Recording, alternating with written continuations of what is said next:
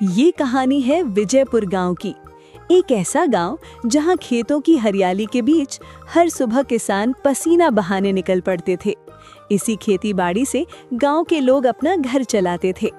उसी गांव में आर्यन नाम का एक आदमी था जो चिकन फ्राई का ठेला लगाता था। उसके ठेले से उठती खुशबू ऐसी होती कि मजदूर काम रोक देते और थकान भूलकर आर्यन के ठेले की ओर खिंचे चले आते। एक दिन आर्यन ने चिकन को बड़े प्यार से मैरिनेट करके रखा था। सुबह सुबह ठेला सजा, कढ़ाई चूल्हे पर चढ़ी और मसालों की महक हवा में फैल गई। तभी खेत से काम करके पसीने में डूबे दो आदमी, रवि और सुमित, वहां आकर रुके। अरे भाई आर्यन, आज खेत में काम करके हालत खराब हो गई है। भूख भी बहुत तेज लगी है। जल्दी से 2 प्लेट चिकन फ्राई लगा। और हाँ, मेरा वाला थोड़ा ज्यादा कड़क करना और खूब तीखा बनाना। अरे हाँ भाई, भूख तो मुझे भी है, लेकिन मेरा वाला थोड़ा नरम रखना और तीखा बिल्कुल नहीं करना। अरे भाई, कोई कड़क बोले, कोई तीखा, कोई नरम।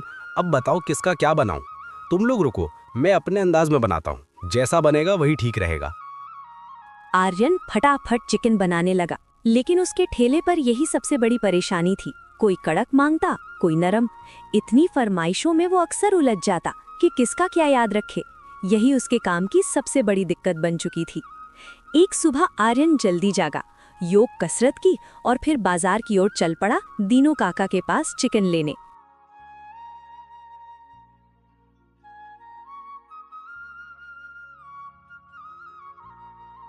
अरे बेटा आर्यन, आज चिकन के दाम बढ़ गए हैं।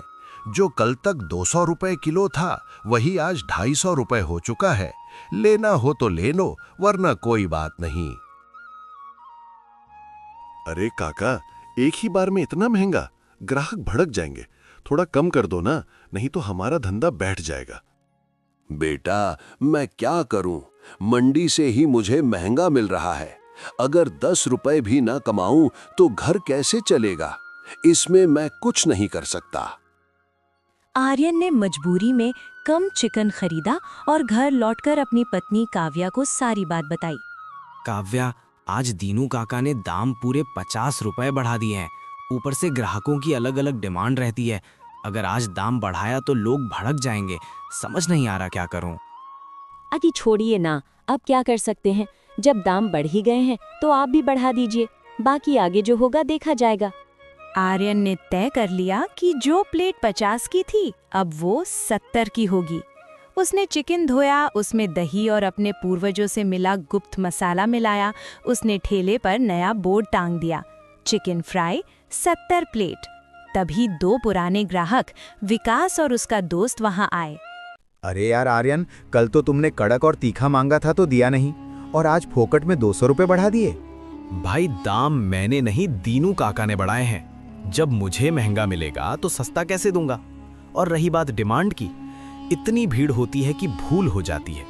आज तुम्हें एकदम कड़क खिलाऊंगा। अरे नहीं भाई, रहने दो।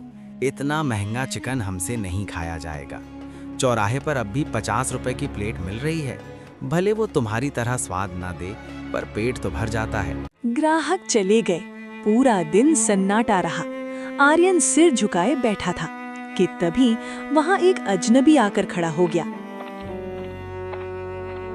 अरे भाई, जल्दी से 1 प्लेट चिकन फ्राई लगा दो, आज बहुत भूख लगी है। जी भैया, अभी देता हूँ, बस 1 मिनट। बताइए, कड़क बनाओ या नरम?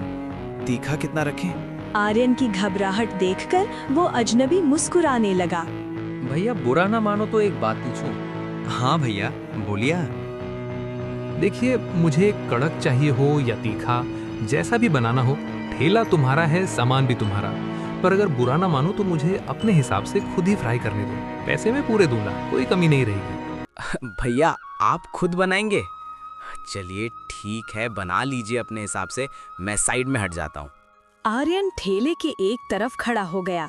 उस अजनबी ने अपने हाथों से चिकन को एकदम कड़क फ्राई किया और ऊपर से खूब तीखा मसाला डाला।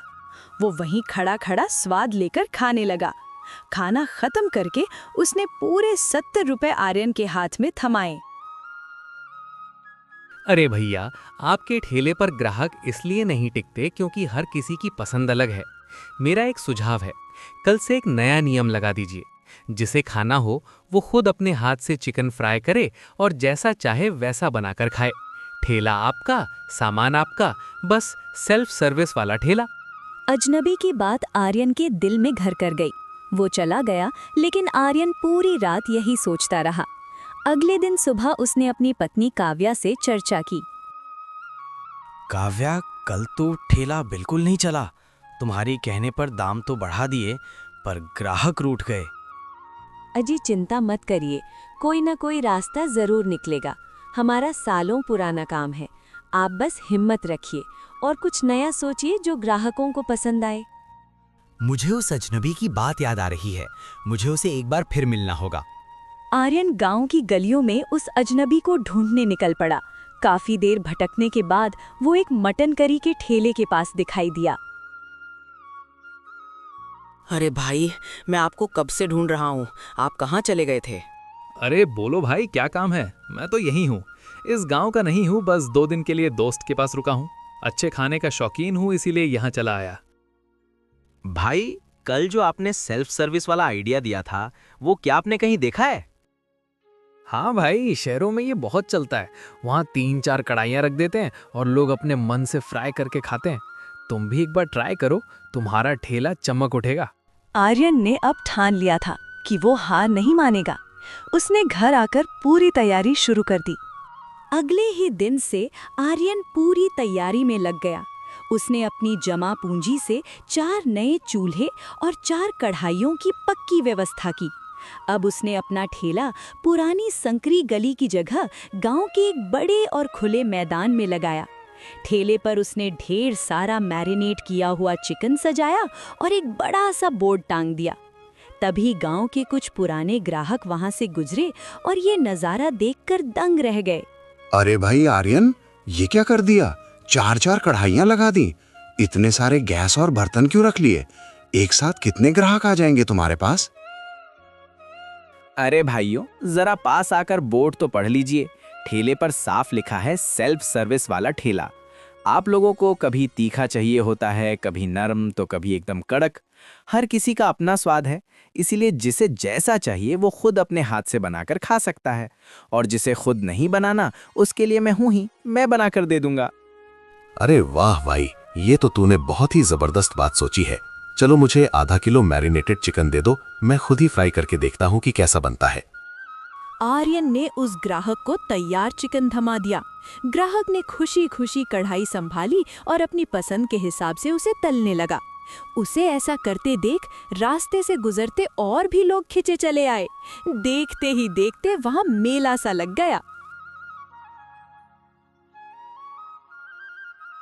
कोई खुद चिकन को कड़क कर रहा था, कोई उसे रसीला और नरम रख रहा था, तो कोई खूब सारे मसाले डालकर उसे तीखा बना रहा था।